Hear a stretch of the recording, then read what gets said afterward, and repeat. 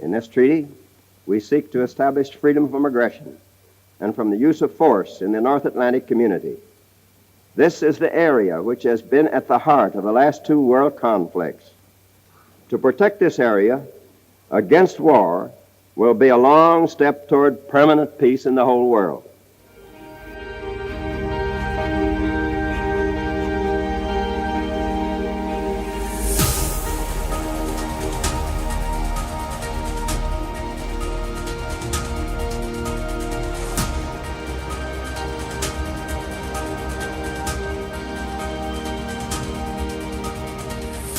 From Mons and Brussels, Belgium, this is An Enduring Alliance, a podcast reflecting on the 70-year history of NATO and its oldest military headquarters, Supreme Headquarters, Allied Powers, Europe.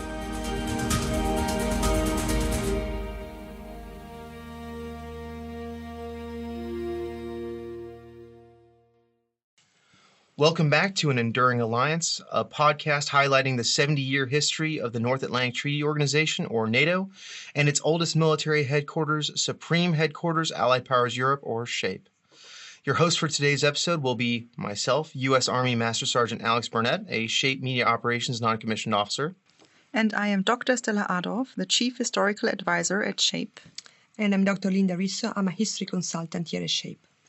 In the previous episode, we talked about the foundation of NATO and the signing of the Washington Treaty on April 4th, 1949. If you're tuning into the podcast for the first time today, I highly recommend you go back and listen to our first episode. It provides a really great basis of knowledge for how NATO came into existence.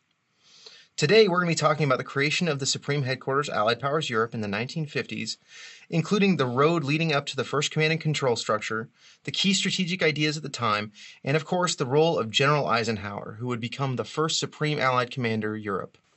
As this episode will show, SHAPE was launched during a critical time. It was launched as the first Allied military headquarters to be established in peacetime. SHAPE was, and still is, a unique structure. During its formation, there was no precedent to refer to. Military and political leaders were navigating uncharted waters. And as we mentioned in the previous episode, the Washington Treaty was drawn up quickly and did not give detailed instructions about the actual political and military structure that the alliance should take. The closest thing leadership had at that time to guidance was Article 9 of the treaty, which stated only that, and I'm going to read this verbatim, "The parties hereby establish a council on which each of them shall be represented, to consider matters concerning the implementation of this treaty. The council shall be so organized as to be able to meet promptly at any time." So, in September 1949, the North Atlantic Council met and established the Defense Committee, which was composed of the defense ministers of the member nations. In turn, the Defense Committee established a series of subordinate bodies, including the Military Committee, which was composed of the Chief of Staff of the member nations, the Standing Group, a three-nation executive body including NATO's nuclear powers, which were at the time France, Britain and the United States, and 5 regional planning groups, tasked with drawing up plans for the defense of their regions.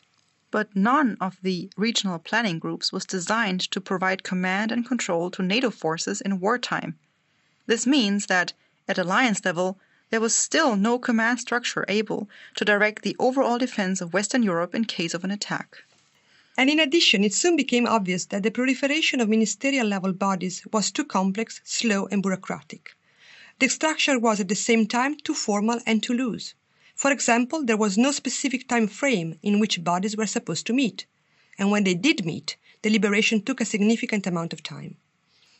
Now, when we discussed the Standing Group, which was Britain, France, and the United States, they were, to all effects, the permanent executive body that directed military planning when the Military Committee was not in session. The problem was that the Standing Group had a limited membership.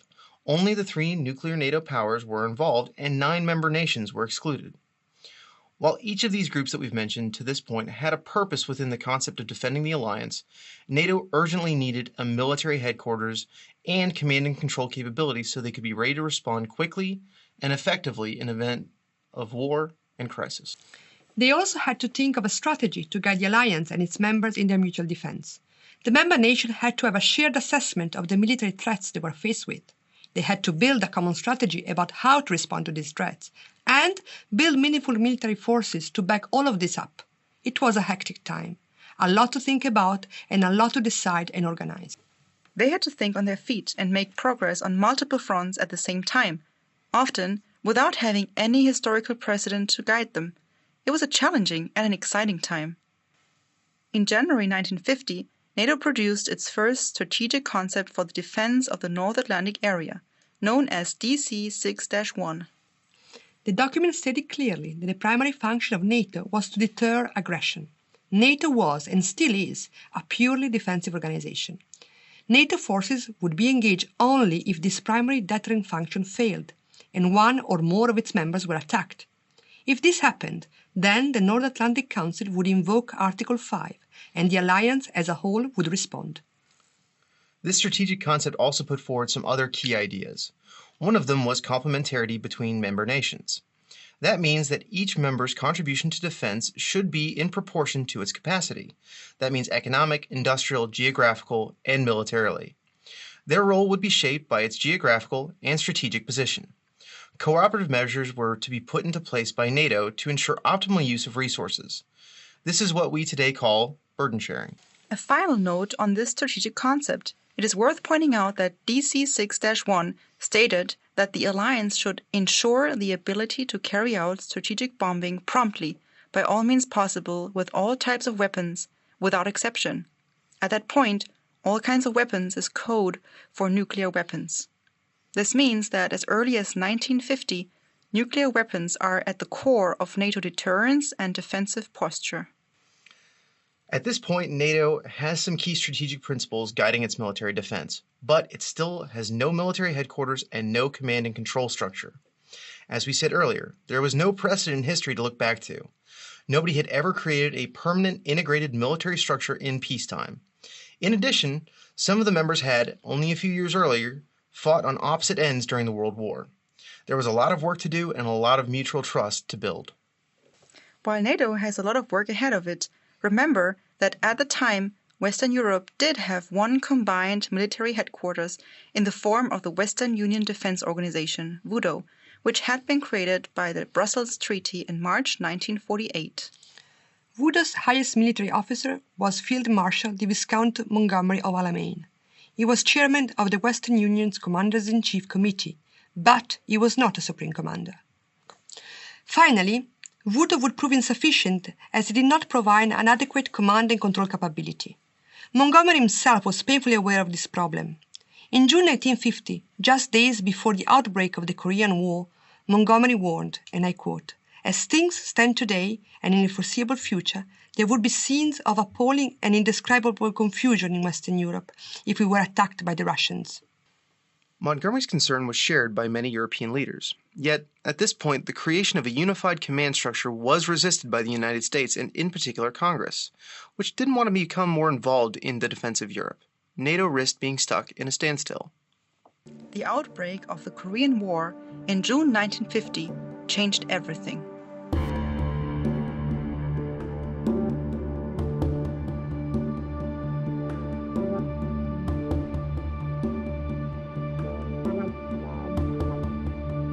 On June 25, 1950, North Korea invaded South Korea following a series of clashes along the border separating the two nations. This was the beginning of a long conflict that became symbolic of the Cold War. A democratic South Korea against a communist North Korea. This fight had obvious parallel to post-war Germany. Both Korea and Germany were divided, and in both cases each part saw a communist regime pitted against a capitalist one. Western leaders feared that tensions along the border with dividing Germany could soon escalate into a conflict and lead to war in Europe. The outbreak of the war in Korea impressed upon the minds of Western leaders the urgency of rearming and being ready to defend their countries again. It also solidified a new reality of the Cold War, that communist actors such as China and the Soviet Union would continue to exercise their influence wherever possible.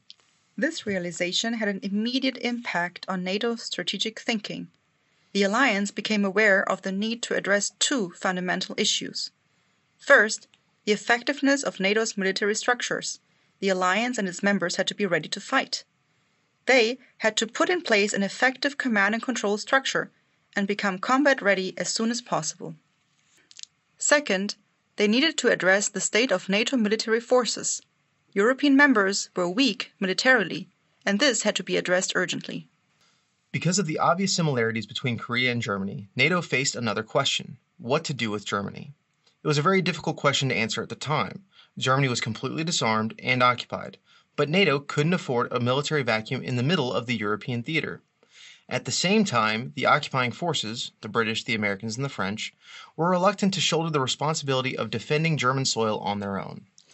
With all these things in mind and time being critical, in September 1950 the North Atlantic Council approved the creation of an integrated military command structure, led by a Supreme Allied Commander, to lead NATO forces in Europe. This was an important first step. Along with these decisions, the alliance moved away from the so-called peripheral strategy to the forward strategy. Initially, the Allies planned that in the event of an attack from the Soviet Union, NATO forces would retreat west of the Rhine-Isel line, regroup, and respond to the attack. The reason for this was that German territory was not covered by the Washington Treaty, as Germany was still occupied. However, in December 1952, NATO adopted a new forward strategy, which meant defending Europe as far to the east as possible to minimize destruction and casualty. In other words, NATO's defense line coincided with the Iron Curtain itself. The new forward strategy saw the inclusion of the northern provinces of the Netherlands and the entire territory of Western Germany. This once again brought out the question we asked earlier: what to do about Germany? The country was occupied, demilitarized, and it was not a NATO member. So what role would or could West Germany play in the defense of Western Europe? Should Germany be rearmed and allowed to contribute to the defense of Europe and of its own soil? Those questions were all very complex due to the political environment at the time. But one thing was certain: the rearmament of West Germany could only be achieved through the end of its occupation statute. This would ultimately mean its political rehabilitation. This view was supported by Washington as a sensible, pragmatic solution. But understandably, it created alarm in Europe, where it was considered premature. After all, World War II had ended only 5 years earlier. Now there were two competing visions. On the one hand, there was an American plan for the straightforward rearmament of West Germany and the inclusion of German territory and forces into NATO.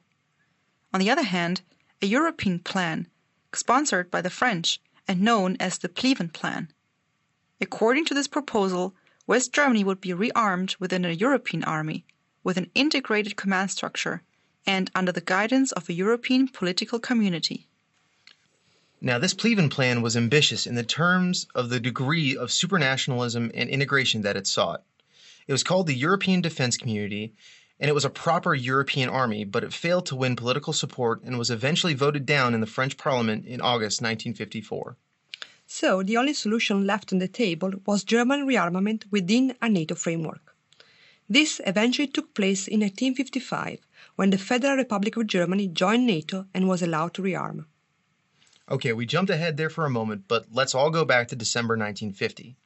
The Allies didn't know what form German rearmament would eventually take, but they had at least reached an agreement on the principle of German military contribution to the defense of Western Europe and on the establishment of an integrated Allied command structure with supreme commanders for both Europe and the North Atlantic.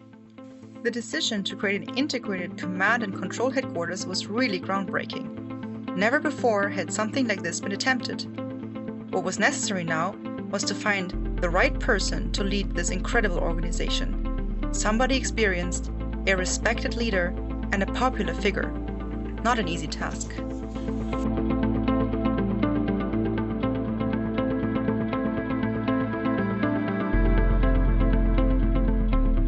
It seems natural that U.S. Army General Dwight D. Eisenhower would swiftly be nominated as NATO's first Supreme Allied Commander Europe, or SACEUR. General Eisenhower had led Allied forces in Europe during World War II. Images of General Eisenhower in North Africa in November 1942 and in Normandy in June 1944 were seared in the minds of the Western European public. He was highly popular in military and political circles on both sides of the Atlantic, and, rather exceptionally, he was also admired by a large portion of the Western European public. We have asked Gregory Pedlow to tell us why General Eisenhower was so popular. The ultimate reason for General Eisenhower's great popularity among politicians, among political leaders, among the Western public, was his reputation from World War II. as the successful commander of a very difficult multinational coalition that achieved victory in World War II. General Eisenhower's appointment document defines him as a commander of incomparable prestige, proven ability, and the highest order of leadership. We have asked Professor Jamie Shea for his views on General Eisenhower as first SACEUR. My sense is why Eisenhower was unique, unlike another very good American general, was that having been in World War II, he knew everybody. He knew all of the Europeans because they'd been in London. Governments in exile with him during World War II. He knew all of the military commanders. He didn't only reach out to governments on his famous European tour, but to trade unions, to civil society, building the case on both sides of the Atlantic for NATO. So he was NATO's probably first and arguably one of the most effective public diplomacy machines that we've ever been able to have. And he led the alliance at that time, not just because of his prestige, but because at the time there was no NATO Secretary General like we have today. As you well know, that position only came in the spring of 1952. So we owe that man a very great deal. Is there something you would like to add about his long-term legacy for NATO and SHAPE until today? But I think Eisenhower established, if you like, the basic principles: equitable burden sharing, integrated staffs, integrated approach. We work for NATO, not for our countries. And the notion of making defence into a collective enterprise that is best done by everybody sharing. Those are really the fundamental principles which have guaranteed NATO's success. So if you like, he wrote the sort of the charter or the constitution of the alliance, not necessarily in writing in a strategic concept, but through the way in which he organised the collective defence in the early 1950s. Things moved very quickly at this point. General Eisenhower's appointment was announced on December 19, 1950, and on January 1, 1951, he arrived in Paris, ready to start work on the new integrated military structure. General Eisenhower had formed a SHAPE planning group, which worked in a temporary headquarters located in the Hotel Astoria in central Paris. General Eisenhower was aware of the importance of obtaining political support from all member states. So, he made a personal visit to each member country. The purpose of his tour was to obtain as much first-hand information about the views, priorities, and concerns of the member states as possible. In addition, the tour was designed to foster political support for the idea of an integrated command structure. He toured all NATO capitals, as well as West Germany, and spoke with military and political leaders. His findings highlighted considerable variations in the number and quality of the armed forces across NATO members. These findings couldn't have been surprising, as European ground military forces had been decimated by the war, and air forces were insufficient to provide adequate support for ground forces. Naval forces were probably the strongest point in the Western European defense system, although, even here, there were still huge shortages and inadequacies. Most countries were lacking vital equipment, as well as officers and non-commissioned officers. The next voice you're going to hear is that of General Eisenhower as he relates his findings at the end of his tour of all the NATO nations. The most immediate need of Europe is munitions and equipment. Every one of the continental nations I visited can rapidly and markedly increase its resistance power if it can be promptly furnished additional supplies of this kind. To fill this need, our loyal neighbor Canada, with Britain and others, is shouldering part of the load. With every increase in strength, there will be an upward thrust in morale, resulting in an ever-mounting spiral of confidence and security. With respect to time, no man can know at what hour, if ever, our defensive organization may be put to the ultimate test. Because our purpose is entirely defensive, we must be ready at the earliest possible moment. Only an aggressor could name the day and hour of attack. The tour had made Eisenhower aware that one key challenge was to establish a command structure that would be acceptable to all 12 nations.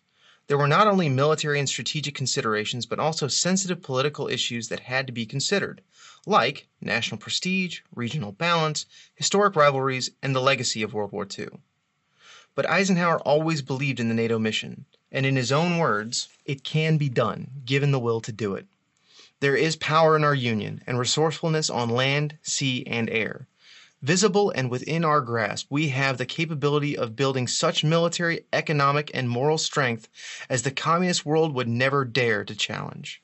The SHAPE planning group based their preliminary discussions for the structure of their new headquarters on the plans produced by the Western Union Defense Organization. It is no coincidence that the former senior officer of WUDO, Field Marshal Montgomery, became the first deputy SACEUR. We have asked Gregory Pedlow to comment on the challenges faced by General Eisenhower at the time. Probably the greatest challenge facing General Eisenhower was restoring confidence amongst the Western Europeans. They had just come out of a horrible experience in World War II. There was a lot of fear of the Soviet Union at that time, and he wanted to make them feel that America was solidly behind them. The simple fact of his presence in Europe did help reassure them that the commanding Allied commander of World War II was now coming to head up NATO's military forces. He also, another challenge was though convincing the Europeans to put more money into defense, which is a continuing challenge up to this present day.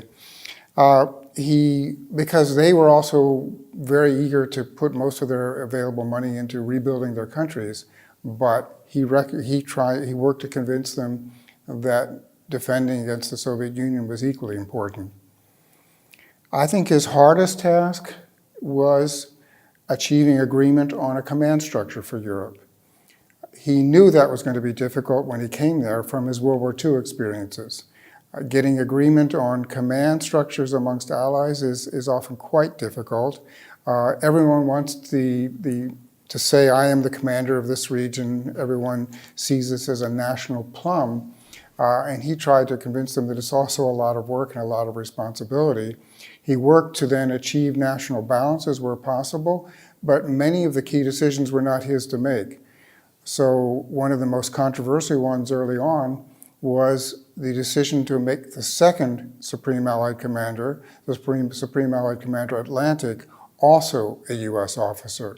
This greatly upset the British because they had their long naval traditions and felt that a second Supreme Allied Commander should be British for the North Atlantic.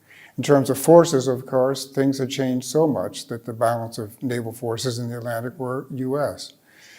And this then became caught up in disputes over who should command the southern region because, again, the United States wanted a US admiral doing that.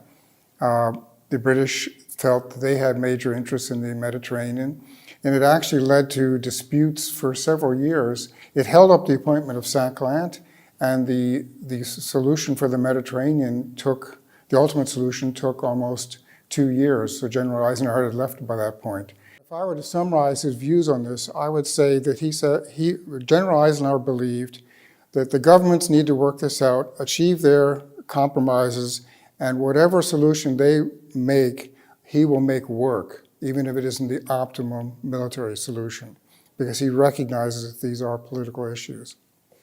Then, on April 2, 1951, only 3 months after his arrival in Paris, General Eisenhower signed the activation order for Allied Command Europe, or ACE, and its headquarters at SHAPE. On the same day, ACE's subordinate headquarters in Northern and Central Europe were activated, with the southern region following in June. This was an amazing achievement. The headquarters was located in Rocancourt, just outside Paris, France. To avoid duplications, the Western Union agreed that its responsibility would also be taken over by ACE. Now you will hear an excerpt from General Eisenhower's inaugural speech. For many months, the nations of NATO have been engaged in building for themselves a wall of security. They have no aggressive intent or purpose of their own. They desire only to live in peace behind the defenses that they themselves collectively build to protect their own freedoms, which they themselves have earned. Today, another significant step was taken in this process of building a wall of security. Officially and formally, SHAPE headquarters was opened. Its mission is to take charge of all forces allocated by NATO nations to the business of establishing a collective defense for the freedom, peace, and security of Western Europe. SHAPE's motto would become Vigilia Pretium Libertatis. Vigilance is the price of liberty. It was Deputy SACEUR Field Marshal Montgomery's idea to use this phrase. The motto stressed the importance of vigilance and preparedness. Montgomery pointed out that times has changed, and that nations could no longer expect warning of an attack. Unless adequate prior preparation was made, the initial attack would be overwhelming because of its strength and power. SHAPE also adopted a crest, 2 swords, symbol of armed strength necessary to maintain peace. 2 sprays of olive leaves to represent the commitment of NATO to maintain peace. The sword formed the letter A for alliance. 12 silver fronds in the background represent the 12 signatories of the Washington Treaty in 1949. The crest stands on green background. Green is the color of SHAPE and represents the green and peaceful woods and fields of Europe. Both the crest and the motto are still in use and proudly displayed across SHAPE headquarters in Mons, Belgium. Don't worry, we will explain the move from France in a later episode. Allied Command Europe was divided into 3 regions. The northern region, with Norway, Denmark, the North Sea and the Baltic Sea. The central region, covering Western Europe. And the southern region with Italy and the Mediterranean Sea. The central region was of particular interest as it contained the bulk of NATO's forces. Conventional forces were essential in the new NATO forward strategy. Military divisions were kept on German soil at high level of readiness. Infrastructure had to be built to allow the quick movement of troops, and new military and air bases had to be built too.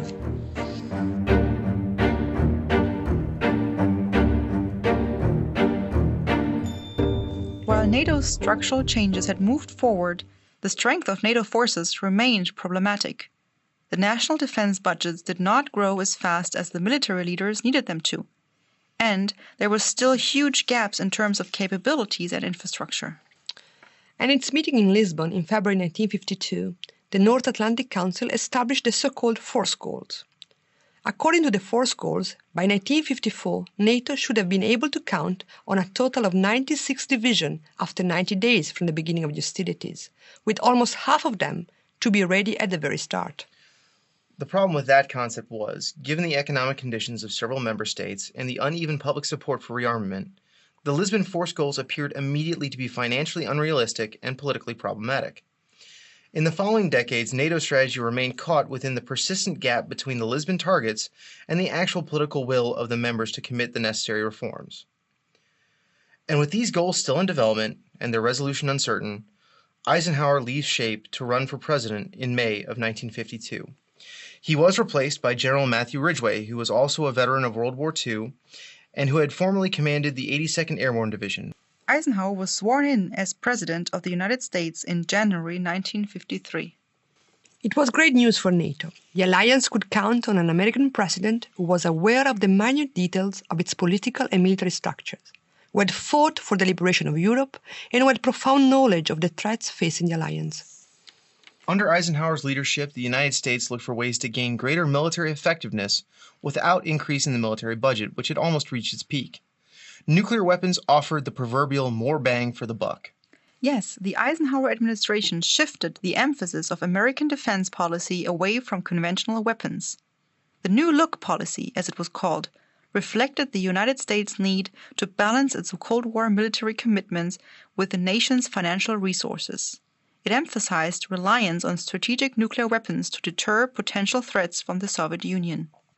And taking into account the scope and magnitude of the Soviet military threat, a U.S. military document stated, "The risk of Soviet aggression will be minimized by maintaining a strong security posture, with emphasis on adequate offensive, retaliatory strength, and defensive strength.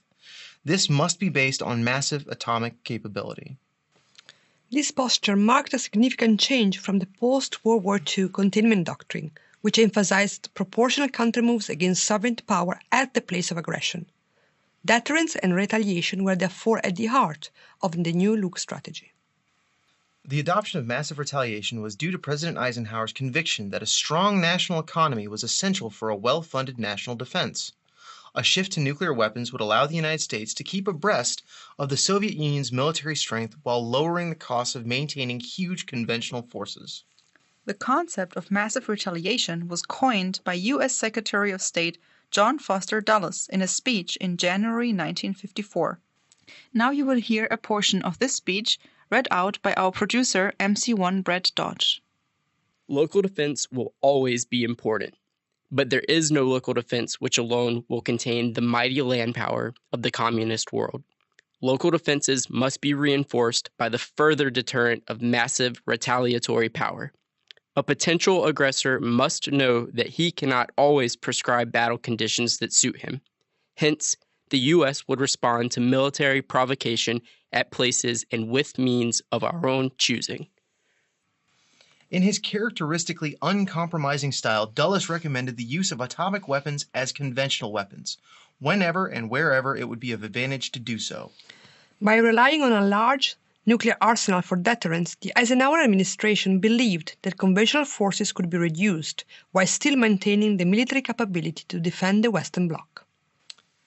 It decreased expenditure for the Army and the Navy in favor of the Air Force and nuclear weapons, which naturally would cause frictions among the services.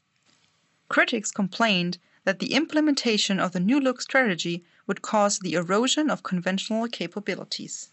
And finally, it's important to understand that in the wake of the Korean War, the New Look postulated that in the case of limited war overseas, the United States would depend on its allies to provide most of the ground forces, in addition to bases for American air power and expeditionary forces. So, America's own defense strategy was based on the fact that America could rely on its allies. Yes, and for this to work, the new American strategy had to be woven into NATO's own strategic concept. The question was how to integrate nuclear weapons into NATO's strategy. There were sensitive political issues that had to be ironed out between the members. Some allies were in favor of massive retaliation and the use of nuclear weapons. They stressed how nuclear weapons would reduce national force requirements and therefore defense expenditures. Others, on the other hand, were more cautious and skeptical about the use of atomic weapons in general. The Americans were keen to push ahead, as their military commitments in Europe and beyond were overstretching their resources.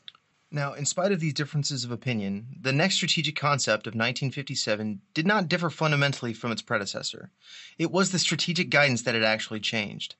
This comprehensive document stated that NATO's strategic aim was to ensure the defense of the NATO area and to destroy the will and capability of the Soviet Union and her satellites to wage war. NATO would initially be conducting an air offensive, and it would follow it with simultaneous ground and sea operations using all types of weapons.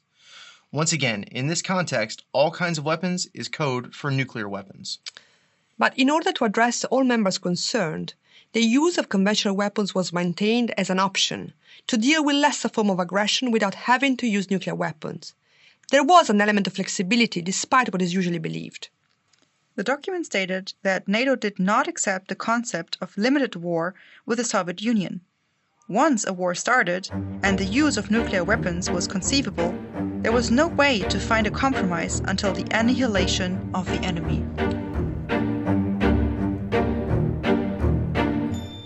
By the end of 1956, the North Atlantic Treaty Organization had a complex and modern military and political structure that little resembled what was in place in 1949 when the alliance was founded. The process of creating an integrated command structure had not been easy, due to competing national interest, questions of prestige, regional balance, and all conflicts. Nevertheless, the Allies always found a workable solution. They succeeded in doing so by recognizing the importance of ensuring the political cohesion of the alliance first and foremost. The primacy of political concerns over military factors was recognized by General Eisenhower himself. You'll now hear his words as read by MC1 Brett Dodge once again. The basic decision on command in this general area should be reached on a governmental level. Thereafter, we will develop a structure which we will make work regardless of the apparent difficulties and national or service sentiments. General Eisenhower was only in post as SACEUR for a little more than 1 year. In his time at SHAPE, he created a brand new integrated command structure. He was able to gain the trust of political and military leaders and to overcome historic rivalries between nations and services. His core goals were to ensure the defense of Western Europe and the continuous and viable commitment of the US. He really was the right man at the right time. Finally, General Eisenhower left after the publication of the first annual report to the Standing Group. What is striking about this document is the pragmatism with which he recognized problems like imbalances among the members' contributions, gaps in capabilities, and weaknesses in general. However, what shines through in this document is Eisenhower's optimism. Our goals are simple. They are honorable. They can be achieved. Once these facts are established in the minds of our Atlantic peoples, there will be less bickering in our councils, and it will become progressively more difficult for self-seeking individuals to delay our progress by exploiting internal national divisions or minor grievances between our members. Once the truth is understood, once the critical dangers present in the world situation are really known, there will be less complacency concerning our present military situation, and the harmful effects of delay will be clearly seen. This brings us to the end of this episode. Thank you for tuning in. As always, we'd like to thank our producer, mass communications specialist Brett Dodge, for all the work that he does in the sound booth. We'd also like to thank Paul Magus and the NATO Public Diplomacy Division for letting us use their recording studio. For more information about this podcast, our interviewees, and the history behind all of this, go to our website at shape.nato.int/history/podcasts. If you're on a podcast application listening to this, please go ahead and give us a subscribe, and if you feel the need, go ahead and rate us. We look forward to welcoming you back in our next episode, where we will discuss the Berlin crisis, with exciting details on the secret plans for the defense of West Berlin.